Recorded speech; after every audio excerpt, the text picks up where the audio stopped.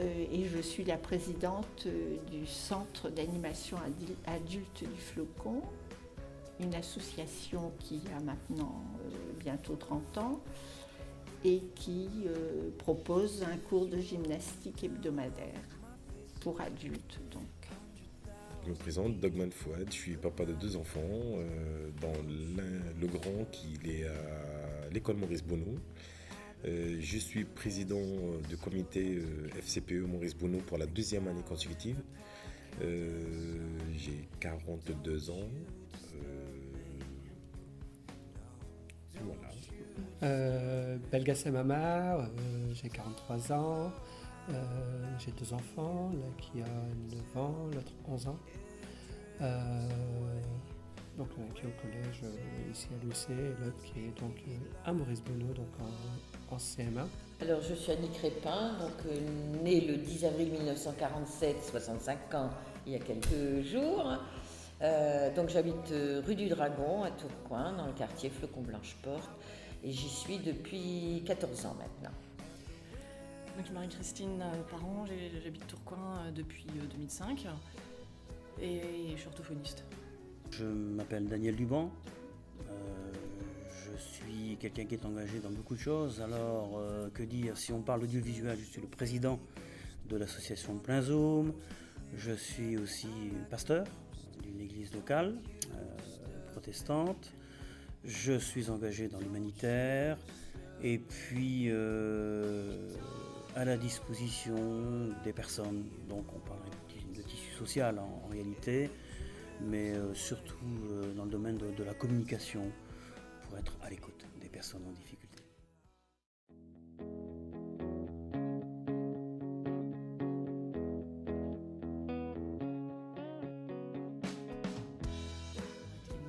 De longue date, des combats, notamment des combats féministes. Donc elle nous a elle m'a transmis un certain sens de l'engagement et du politique. Donc j'ai eu l'occasion de pouvoir rejoindre une liste et d'être élue dans un conseil municipal à Lambersart. C'est très simple. Mon papa, initialement, moi je suis né à Roubaix. Mon papa était dans le textile, ma maman était une mère au foyer. Voilà, aujourd'hui ils sont à la retraite, ils habitent à Tourcoing. Donc, non, c'était pas. Ils n'étaient pas du tout engagés dans le monde associatif et tout ça. Non, leur engagement, c'était leur enfant. Bon, mon père était très engagé syndicalement et auprès des écoles. Ma mère aussi faisait partie des bureaux de parents d'élèves. Vous avez eu l'habitude en fait Oui, de voir mes parents se donner pour les autres aussi. Et puis, moi j'ai continué.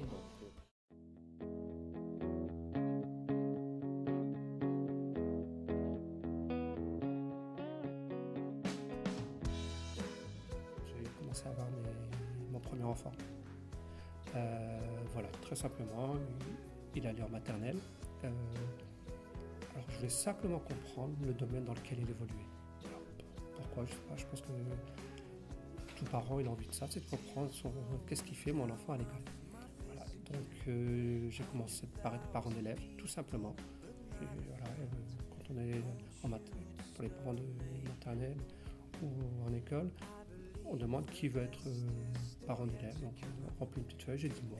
Donc à l'occasion d'une lecture d'un article, ça doit être dans le Courrier International je crois, il y avait des personnes en Amérique latine, j'ai oublié le pays, qui s'étaient organisées entre elles grâce au support d'internet et qui avaient créé des opérations de nettoyage et il y avait une communication et cette communication elle servait un peu à militer contre, pour leur projet. Et je me suis dit que c'était très simple à faire et qu'on pouvait assez facilement se retrouver autour d'opérations de nettoyage qui n'est pas en soi très palpitant, très folichon, mais qui apporte beaucoup de mieux-être et vivre ensemble. Et donc à cette occasion-là, j'ai souhaité que ce soit un peu amusant parce que j'avais envie d'avoir un discours porteur et qui soit pas c'est sale, c'est dégueulasse, on fait rien, qu'est-ce qu'on peut faire? Non, j'avais envie de mots plus positifs, plus marrants. Alors j'ai rencontré la MJC il va y avoir 5 ans par le biais de France Bénévolat qui m'avait envoyé là-bas parce que à l'époque je souhaitais trouver du travail associatif auprès d'enfants. Ça me convenait, enfin je pensais que c'était bien. Et donc j'ai rencontré Monsieur Douin et ensuite Brice Trichat. Et on a tout de suite sympathisé et je suis rentrée dans le système d'aide aux devoirs, d'accompagnement scolaire au sein de l'école Jean Massé. Donc parce que Jean Massé est une école qui est rue du Flocon, donc dans mon secteur. Voilà. Et l'accompagnement scolaire se fait après les cours, donc à partir de 16h30 jusqu'à 18h, 4 jours par semaine. Eh bien, la présidente précédente qui avait créé l'association, après 20 ans d'exercice, était complètement saturée et a décidé d'arrêter. Et personne dans l'association n'acceptait de prendre la relève. Comme j'étais retraitée et assez disponible, j'ai accepté. Mais c'était tout à fait accidentel, ça n'a pas été une vocation.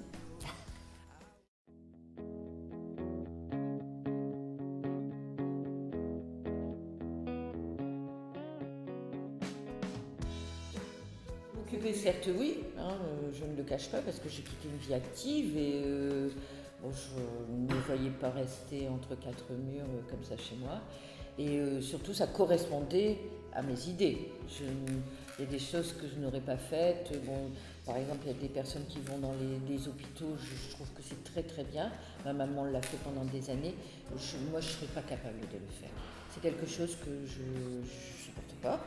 Je trouve pas ça normal que des enfants soient malades ou autres. Et donc que là, j'apporte d'une part mon savoir et puis après un soutien moral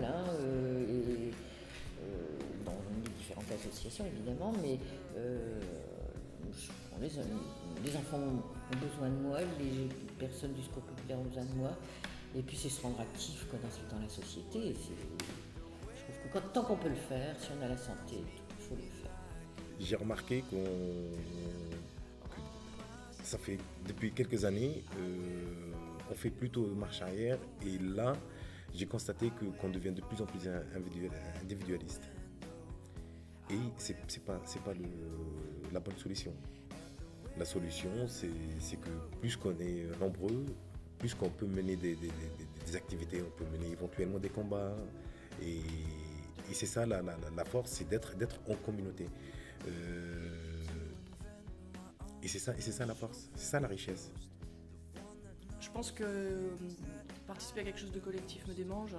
La simple vie du métro boulot dodo m'insatisfait et j'ai besoin de perspectives collectives pour me sentir mieux vivre. Par plaisir, parce que je pouvais le faire déjà quand j'étais étudiant, alors c'était avant 94, peut-être dans les années 90.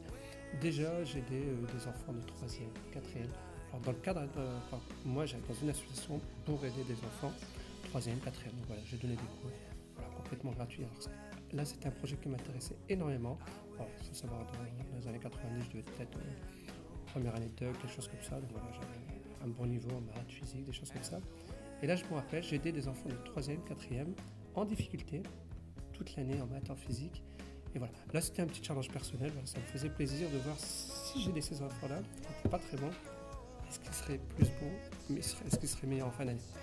Et voilà, donc, c'est quelque chose que j'avais fait à l'époque, qui m'avait super intéressé. Voilà, j'avais vu une évolution. Ouais. Donc voilà, c'était juste pour me faire plaisir. Je savais que j'avais des capacités dans un domaine. Autant que je les utilisais comme ça.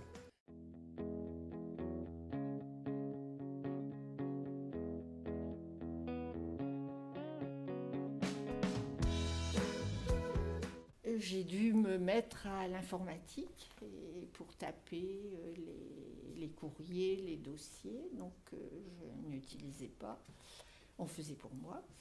Et quand j'ai dû m'y mettre, j'ai donc suivi d'abord une formation avec le CCAS, et puis ensuite je suis allée à l'ILEP pour une formation de 80 heures, je pense. Enfin, ça m'a intéressée, ça m'a plu. Maintenant, je ne vais pas dire que je suis une experte, mais enfin, quand je n'ai rien à faire, je vais lire sur l'ordinateur.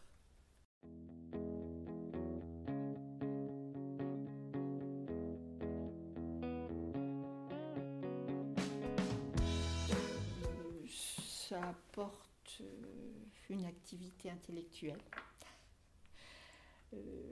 Et puis c'est intéressant par exemple, de faire le bilan financier de l'année. J'aime beaucoup contrôler, faire la balance. Et ça me distrait.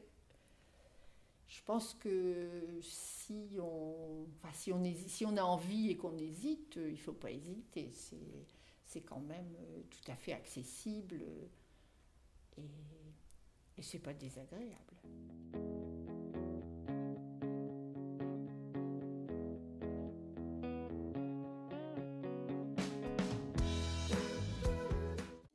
Oui. Dans beaucoup de sens, hein. Donc j'ai dû apprendre des choses et puis me mettre à le faire. Et puis on a quelques adhérentes, quelquefois un petit peu dépressives, où on se remonte le moral. C'est tout à fait humain.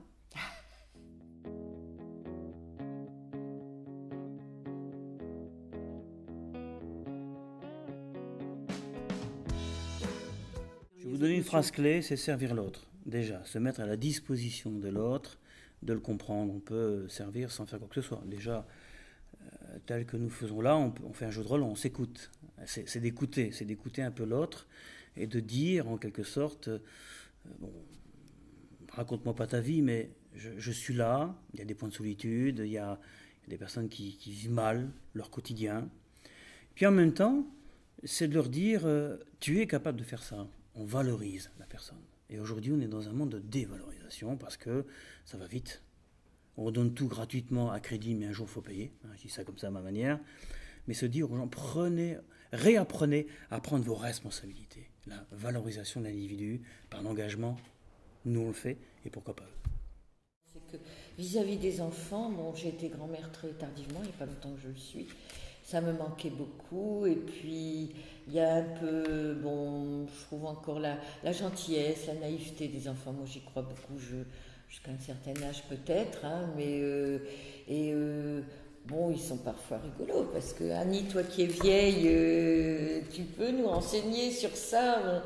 Je le prends toujours du très très bon côté. C'est des petits bisous, tout ça, c'est très agréable. Et puis, d'un autre côté, quand on voit qu'il y a des familles, parce qu'il y a de la misère quand même. Moi, je dis qu'il y a beaucoup de misère. Et il faut la confronter, la misère, pour se rendre compte. Donc, moi, j'ai le bonheur d'être à l'aise, je veux dire, hein, quand on voit ce que certaines personnes ont pour vivre tous les mois. J'ai 3 enfants qui sont très bien installés. Pourquoi pas donner, eux n'ont pas trop besoin de moi, si en amour, c'est tout. Mais je trouve ça très bien, et puis ça apporte de la joie, en fin de compte, de la joie.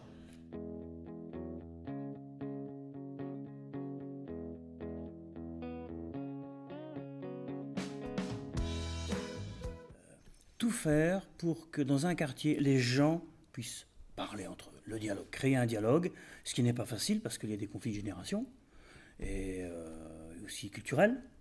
Donc on est là un peu pour ça, pour booster, coacher, soutenir, pousser. Notre association, c'est un peu comme toutes les associations FCPE, c'est un peu essayer d'apporter un peu plus que d'habitude dans cette école, et éventuellement avoir des discussions avec les parents, avec le cadre enseignant, entre guillemets, peut-être faire le rôle de médiateur quand ça ne peut pas aboutir ou quand il y a des difficultés, et éventuellement ressentir s'il y a des enfants qui sont en difficulté ou que les parents n'osent pas crier ou quoi.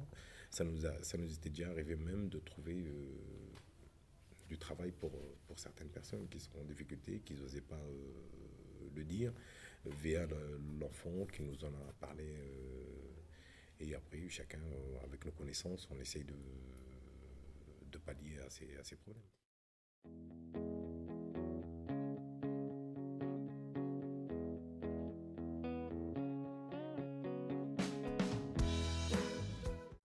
avant de s'engager, il faut que cette personne se pose, dirait-on, qu'elle se renseigne. D'abord, tout dépend de ce qu'elle veut faire. Alors, on avait cité l'exemple, allez, on va aider la ville, on va laver les voitures, on va... Bon, c'est très bien, et puis il ne faut pas le faire tout seul, ça va de soi. Mais je pense que si une personne veut faire quelque chose, qu'elle est volontaire, il faut qu'elle puisse s'asseoir, se renseigner avant de s'engager et de se dire, tiens, il faut qu'elle ait un vis-à-vis, parce que quand il n'y a plus de repères et qu'on veut faire et qu'on ne sait pas comment faire, il faut qu'on soit aidé. La plus-value pour moi, c'est d'abord écouter, recevoir les conseils avant de le faire. Pas tête baissée, quoi. Voilà. Parce que la personne peut le payer très cher. Si elle a raté son coup, le fruit sera moyennement mûr, même pourri. Il pourrait se dire, je ne suis pas capable, ou je suis frustré, donc je me dévalorise, et en réalité, je ne vaux pas un clou. Il faut l'éviter, ça. Donc l'idée, c'est quand même de saisir les bonnes perches. Oui. Ouais.